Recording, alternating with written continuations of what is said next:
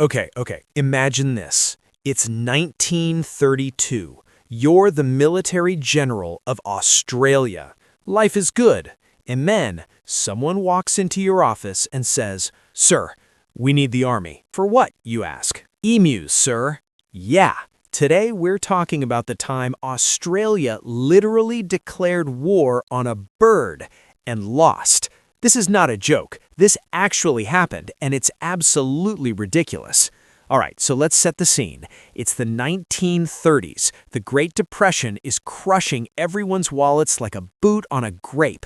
Australia's economy is in the toilet. Farmers are broke. Crops are dying. And then, fantastic news, a bunch of giant flightless birds decide to move into their farmland.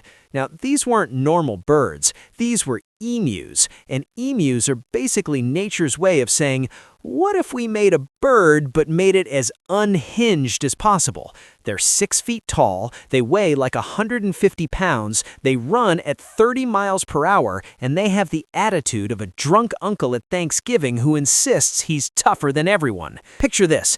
Thousands of them, just descending on Western Australia like a feathered plague, eating crops, destroying fields, and the farmers, they were done. They were so done that they went to the Australian government and basically said, "Hey, we need help. These birds are destroying everything. Can you, I don't know, shoot them?" And Australia's government looked at this situation and thought, you know what? That's reasonable. That's a military problem. Send in the army. Bro, they sent in the actual military to fight birds. So in November 1932, the Australian military marches out with 2 soldiers, 2 machine guns, and enough confidence to fill a football stadium. They're looking at these emus and thinking, yeah, this'll take like 3 days tops. We've got machine guns. Spoiler alert, it did not go well. Here's the thing about emus that the Australian government didn't anticipate. They're stupid in a way that's actually genius. Like, emus don't have the survival instinct of normal animals. They don't go, oh, scary machine gun noise, let me run away in a straight line. No. Emus scatter, they zigzag, they split up. They do what I can only describe as a tactical retreat that somehow works like they planned it with a military strategist. One soldier, Jack Meredith, spent the entire campaign just getting absolutely humiliated. He'd line up a shot, load the machine gun, get the emus in his sights, and then just miss. Like, we're talking hundreds of rounds of ammunition, thousands of bullets, and these feathered menaces would just be fine. They'd walk away like, dude, seriously? That's all you got? One emu got shot multiple times and still kept going. It basically took a buckshot and went, lol, no thanks, and jogged away like it had somewhere important to be. The soldiers kept a tally. By the end of their first operation, they'd killed maybe 50 emus. That's it. 50 birds versus an entire military operation with machine guns, and the birds were winning. And here's where it gets even funnier. The press showed up. Journalists started covering this. In Australia, Australia's military was getting absolutely roasted in the newspapers. Roasted. Headlines were basically like, military loses battle to birds. Soldiers return empty-handed after fighting poultry. Australia's bravest defeated by feathers. Imagine being a soldier and losing to a bird in front of the entire country's media. That's gotta hurt. Okay, so things escalated. The military came back. They reorganized. They got fresh supplies, more bullets, new strategies, and they were like, we're not leaving until every emu is dead. But here's the thing. Australia is a big country, and emus are fast, and they're everywhere. The soldiers would chase them into the countryside, and it's just endless emus, infinity emus. Like, they'd kill some, and then more would just show up. It's like nature's own infinite scroll of enemies. Days turned into weeks. Weeks turned into months. The military kept at it, and they managed to kill more birds, sure, but not nearly enough. Not even close.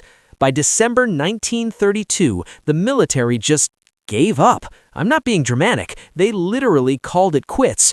The general in charge basically sent a letter that said, in very formal military language, yeah, this isn't working. We're out. The emu, statistically speaking, had won. The military couldn't kill enough of them fast enough to matter.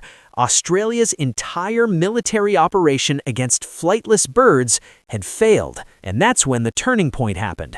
The Australian government realized that maybe, just maybe, warfare wasn't the answer. So they did something genius. They decided to just let the emus be. They offered the farmers some government support, changed their strategies, and basically accepted that emus now lived there too. The emus had defeated the Australian military. Not with strength, not with strategy, just with pure dumb luck and the fact that they were really hard to kill. Here's how it actually ended. The military packed up, went home, told everyone they'd successfully dispersed the emus, which is a fancy way of saying, we failed, but we're going to make it sound professional. The farmers, they adapted. Some used different tactics, like poison or fences. Over time, the emu population stabilized. Life went on. The emus stayed. The humans and the emus reached an uneasy truce in Western Australia, but the damage to Australia's pride, permanent. To this day, Australia is the only country in the world to have lost an official military operation to an animal. Not even a dangerous animal that fought back, just birds. Stupid, flightless birds that had no idea they were in a war. The soldiers involved basically became legends of failure, in the most hilarious way possible. They were like, yeah, I fought in the Great Emu War. We lost. And people just laugh. Because of course you lost. They're emus. So why does this matter today? Why am I telling you about Australia's most embarrassing military moment? Because the Great Emu War is a perfect example of how humans sometimes overcomplicate problems. The government's first instinct was to use military force, to use overwhelming power to solve what was basically an agricultural issue. If we just throw enough firepower at it, it'll go away. Spoiler, it didn't. Sometimes the solution isn't the biggest gun. Sometimes it's just adapting, changing your strategy, accepting that you can't always control everything, and that's okay. Also, Australia named it the Great Emu War, which is hilarious in itself. There's nothing great about it. It's a humbling reminder that no matter how advanced your military is, sometimes a bunch of confused birds can make you look absolutely ridiculous on the world stage. And honestly, that's kind of beautiful. It shows that history isn't always about grand battles and heroic generals.